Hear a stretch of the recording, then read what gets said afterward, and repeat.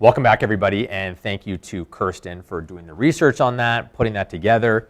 We are here with our special guest, Cheryl Bryk, and again, I can't say enough great things about you in terms of coming in. And Cheryl's experience in past healthcare and working with seniors is absolutely risen her to the top. And one of the things aside before we get into this is specialize, find a niche, find something that you do really, really well, and then find out where your clientele is to market to them.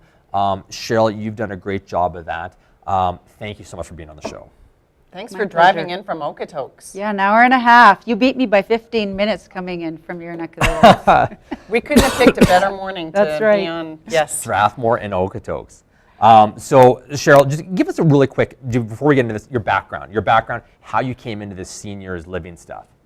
Well, prior to that, I have a background in seniors healthcare and health promotion, developing programs for seniors who have chronic diseases, falls prevention in the government and nonprofit. So I knew about a year and a half ago when I became a realtor that was going to be a huge part of my business model. And once I got the lay of the land in real estate, that I would start, marketing, not exclusively to seniors, but that again, it was going to be a huge part of my plan. And the more and more I started to research what was out there and the lack of information and knowledge, I was just blown away. Huh, that's phenomenal. Yeah. So why is it an important area, do you think?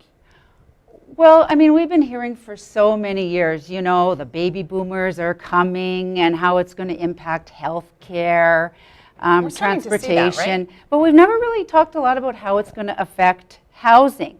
So in terms of the statistics, the Conference Board of Canada says in the next 20 years, our population in Canada for seniors is going to double. Yeah. Wow. And so if we think we're immune in Calgary, it's actually going to be way worse because we have such a young population. So, for example, I come from Winnipeg. We've had seniors, 3 or 4 generations of seniors, so we have a lot of infrastructure in place already. And in Calgary, we don't. So essentially, we're nearly starting from scratch. Really? Yeah, absolutely. Wow. Now I this hadn't is considered that. Sorry. Yeah, no, it's true, and this is a invest in seniors' homes. Who just did that? Someone was just investing in a senior home. And I was like, oh, that's a good idea. Yeah. Tell us about the definition of a senior. This is one of the things I found fascinating because we just picture gray hair and lack of mobility and stuff, but Right, you have a different absolutely. perspective on this. Yeah, I mean, what you're saying is true. And I think particularly I found that when I moved to Calgary 5 years ago, because we have such a young population, it's like the old people, they're over there. They live in those condos, right? The And there's a lodge. lot more kind of segregation going on. But really, I mean, seniors typically starts at age 55, and we almost have 3 different age cohorts of seniors. So the first one would be our working seniors. So those would be kind of the baby boomer population. They're very independent. They've had a very good lifestyle. So there's interesting expectations for them moving forward as seniors. They don't want to go into the lodge type setting. They're still entertaining their children. They're traveling and all those kinds of things. Then we have the second demographic, which is kind of 75 to 85. I mean, my dad falls into that. He's now proud to call himself a senior, and he goes to the seniors club and gets all the cool deals and meets his friends at McDonald's for coffee. It's awesome. And, I am not going to McDonald's for coffee. I'm Sorry. doing that. That would be me. Yeah, that would be That you. would totally be me. And then there's the 85 plus, which a lot of people don't like this, but I mean, typically referred to as the frail elderly because tend to have a lot more health care needs, transportation becomes an issue moving forward and that kind of thing. Yeah. So would you say that there's a new norm for seniors? So I remember when my grandparents turned 65, they seemed old to me. Right. But would you say there's a new norm for the senior? Are we healthier now? Are we more mobile? Is 50 the new 40? Yeah, something like that. Yes and no. I would say absolutely in mindset. But when we look at things like we reach our maximum bone density by the time we're 30. So when we're 65, so depressing. You're done. It's gone down, right? It's going up. So even if we're running marathons and stuff like that, the fact of the matter remains, if you're over 65 and you take a fall, there's a 25% chance that you will not be here on this earth in the next 5 years. Bottom line, whether you're healthy or not, it's just absolutely that was amazing. right? Falls is one of the leading causes of deaths of seniors 65 and older. I mean, we have a lot of realtors in their 60s, Yeah. right? So, I mean, it puts a different So spin stay on home things, today. right? You don't want to fall That's down. exactly You know right. what, it's Putting your not about spikes. doom and gloom. It's really about being proactive. That's right. And one of Yeah. the reasons I'm happy to be here to kind of share some information so that realtors have some take-homes. So what should realtors do to be prepared for this type of specialization, or even just to be vaguely aware of the challenges to service senior citizens and their housing needs? Well, I think the awareness is key, just the fact that we're having such a shift, and right now in our population in Calgary, 1 in 10 is a senior, and in the next 10 years it's going to be 1 in 6. So we have a lot of catch up to do in the next 10 years, even within our own industry. I'm So seeing just- a business yeah. opportunity here, actually. Yeah, well, and that's exactly it. Like, it seems like doom and gloom and all that, but there are huge opportunities business-wise and also to help advance the industry, which is why I love being at the CIR table. So tell us here, we hear buzzwords, we hear different things. One of Yep. those words and concepts is aging in place. Right. What does that mean? Describe that. What are the implications of that? Okay, aging in place has typically been sort of one of the policy words, so we would hear it at CMHC, different levels of government. We even have 1.5 sentences of it on our training manual as we're becoming realtors. And basically, 1.5 sentences.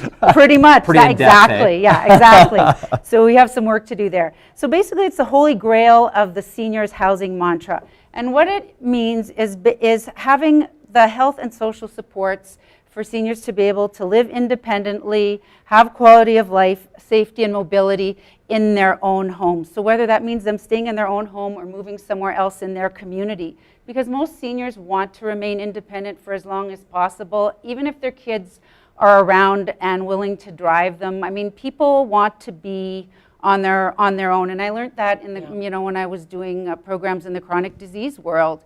People that have arthritis and diabetes, right? I mean, the whole goal of this programming is to help people to be strong and independent and self-confident, so that they're not relying on the system and other people. Nice. There's a huge range of housing options for seniors and those with mobility issues. Can you talk about that a little bit? Well, the first option, which realtors aren't going to like to hear, is staying in your own home. There are a lot of different ways to adapt homes, putting in chair lifts, ramps, elevators, even assistive devices, people having walkers and canes, simple things like just changing up the way they organize their cupboards so that they can reach things properly and that, right? So the second option is obviously to move, which is a nice place where we can come in. And it used to be always called downsizing, but oftentimes now it's right sizing, and that's where a lot of our seniors are really freaking out, because we have this notion that all seniors have their houses paid off. A lot of them don't. A lot of them are supporting adult children through divorces and grandchildren and those kinds of things, right? Yep. Or they've decided to use that money for a vacation place in BC or to travel and that. And so they're expecting that when they downsize, they're going to go to a place that's cheaper. So yeah, I was in a $600,000 home. Find me a bungalow for $400,000. Which are few and far between as it is, right? Right, and I was used to granite counters, and I've been there for 20 years, and I've done all these renovations, so I don't want an older home. I don't want to do all that work. So, I mean, we know what's out there in that area, right? And I can speak for Strathmore specifically. We have a hard time getting good, not beautiful, but there's a limited number of bungalows available for the senior citizen. And when I say senior citizen, I mean the people who are right-sizing. Right. The bungalows are hard to come by. Yeah. And so we're going to see a price premium on a limited product like that as well, which isn't the best thing for seniors looking for housing as well. Right. Well, I live in Okotoks, and I was currently showing some homes on Drake Landing Gardens. So you have houses that are just over $500,000, 2,400 square foot, two-story right next to it, a 1,200 square foot bungalow that's going for the same price. Yeah. And people are saying, but why? And I say, you know what? It's the cost of the land now, even in Okotoks now. And people are just to wrap their head around, well, bungalows are going to be cheaper, right? Right. You know, and especially now, if the bungalows are going to have the main floor laundry and a 3 or 4 piece bath so that they're accessible as people age. That's supply and demand. I mean, yeah. it's Yes, where now exactly. More people find bungalows more desirable, and the demand will outstrip supply. Yeah. So, Right.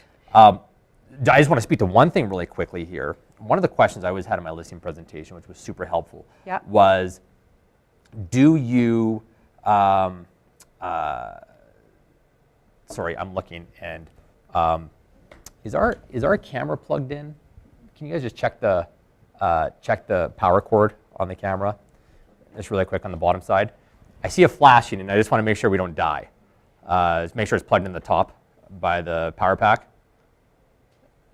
Tightly, yeah. Okay, I'm sure it's good. Awesome. Sorry. It's just This would be I live did not want to recording. cut. I did not want to cut. Have Cheryl's session cut off. But we will crop that part out in post editing when we get it up online. Back to my thing. I wanted to quickly touch base and say that I had this question in my listing presentation, which was, would you consider not selling? Would you consider just renting? And people just stopped and they're like, well, don't you want to make the sale? And it says, well, I'm more interested in your long-term business. So when you Right. ask Absolutely. that question about, Yeah. and you have that contact to help someone make their house more accessible and more mobile, I think that more mobile friendly, I think that can go a long way to a long-term relationship, not even just with that person, but the family as well. That when the estate comes up or anything else happens, and it might be a long game, but people just trust you so much more when that happens. So, Well, and people have friends, Yeah. yeah, right? Yeah. absolutely, Yeah. absolutely. How do you help clients? So you're working with a client, Yep. let's say. How do you help them decide what their next move is and what the best situation for them is? Well, it's very different when we're looking with, people that have families. We have that list of questions of what a desirable house Yeah, looks like. yeah. Now it's less about the house and more things like what kind of level of care they're at now, what they're going to require, what are their family and social supports, what's their transportation. So if they're in their 80s, yes, we're not healthcare professionals, but it's important to know if they have glaucoma, if their vision's going, if they've ever lost their license, because you want to make sure that they're on a major transportation line and things like Yeah, that there's a lot to be consider. independent, right? Yeah. And even just their lifestyle and what they're willing to settle for and what their long-term goals are financially. You sound a lot like, well, with your health background. So I guess my point to this is if you're going to decide that senior citizens is your specialty or the aging is your specialty, I mean, you sound a lot like a nurse that was working with our family, with my in-laws, because they were asking some of those questions about, the mobility and your eyesight and the glaucoma and the cataracts and things like that. So there's more to it than just how many bedrooms do you need. Right, there is, but you don't necessarily need to be a nurse because I have a Yeah. healthcare background, but I'm not a nurse. So it's just you're using it for assessment purposes, not diagnostic. You're not trying to diagnose somebody, Right. which is the difference. You want to get like the main, some of the main things. If they're on a lot of medications, then they're likely to fall and stuff like that. So then that would kind of lean you towards certain places than others. And I mean, even getting back to the downsizing in bungalows, a lot of our bungalows now are walkout basements. Yeah. So they want to move into bungalows because there's no stairs and yet there's a walkout basement, or the tub is this high that they can't get into. It looks lovely and modern, but it's not suitable for day-to-day living. Yeah. That's great. So there are some initiatives right now that are helping out seniors. Yeah. Tell us a little about some of them.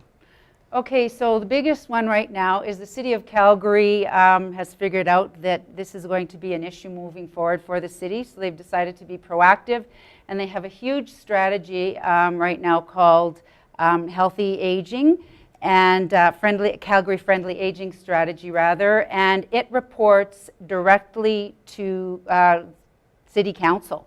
So it's really, really important. I actually managed to end up being a member of that committee just by hook or by crook. I'm probably the only industry member that's on it. And so we're looking at how seniors access their housing information, because typically, even if they're online or their children, they'll type in downsizing, and what do they get? Independent living facilities, but what they want is, what are the options? What are the choices? And they're not able to find that online. We don't have the resources. And so we're kind of really looking at how to, develop a clearinghouse of those resources and how to make them accessible for seniors. It's pretty forward thinking of the city. Yeah, absolutely. And the other thing is that I really love is that it's not one industry specific. It's multi-collaborative. So they have people from the housing industry. They're trying to get more builders and developers, which they don't really have.